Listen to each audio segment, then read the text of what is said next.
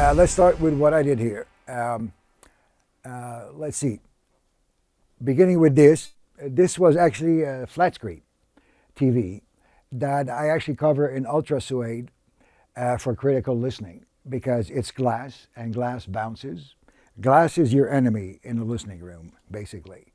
And so what I did, critical listening, I cover it with Ultrasuede material, which I then chose to build my custom-made curtains. The Ultrasuede, the reason it's Ultrasuede is because it's a very dense material, very thick. What you want is density and absorption. And it's not smooth surface, so it's perfect to cover glass. It's the opposite of glass. So I cover my TV with the Ultrasuede. What you see around that are panels made by a company from Portugal. And these are sound absorbers. And that's the first thing you want to put on some, but not all, the surfaces. We were talking earlier about all the energy this gives out, and you want those sound waves to be as straight as possible to your ears without bouncing all over the room, that being the goal.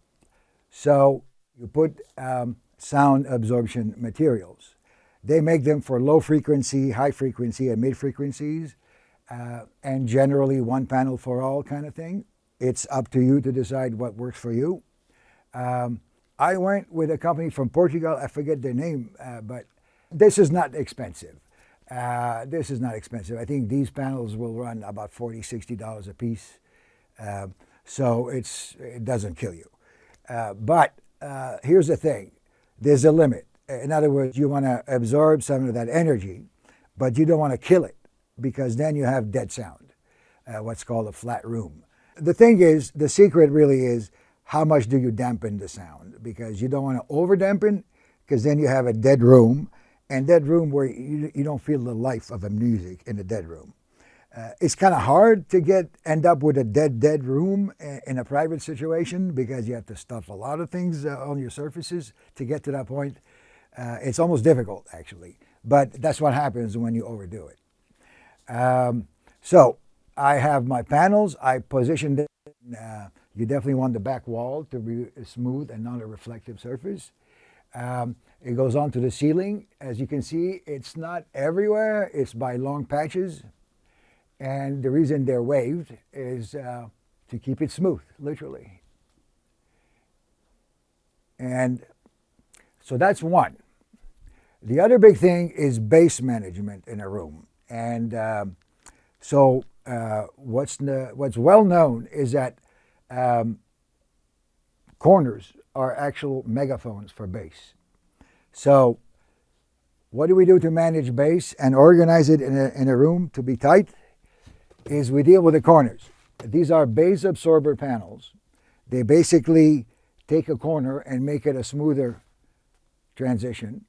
It is stuffed with engineering wizardry that absorbs the bass, but it's foams and things. However, really it's the physical act of being present like this in a corner to eliminate the megaphone and absorb some of the energy. So that's what a bass trap does. So here also, I want you to understand the curtains. Again, this was a pool house.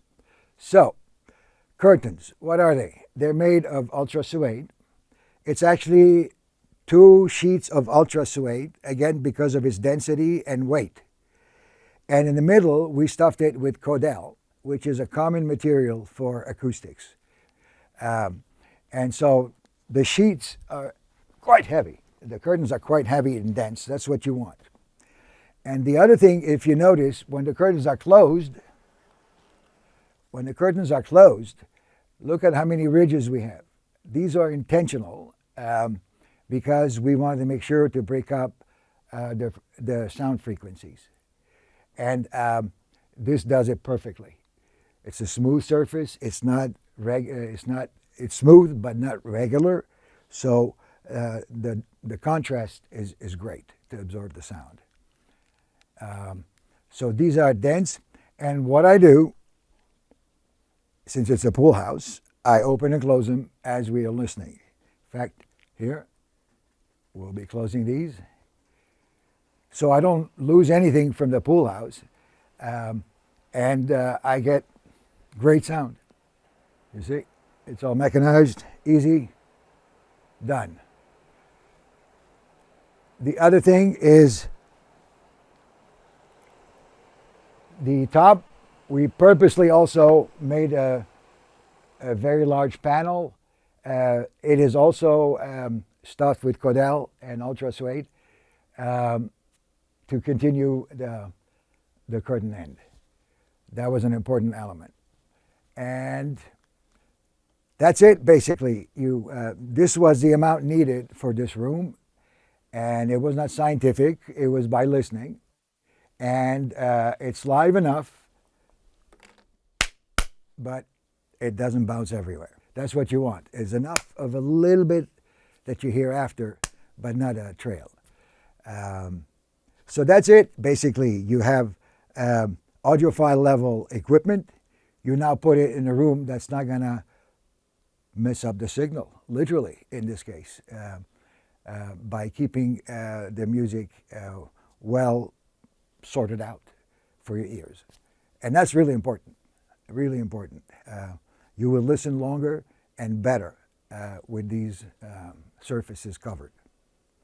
And that's the end of our exploration into my audiophile system and the room and the cables and tables. Every little thing matters, but you need to research it and A/B it, because it only matters if you hear it.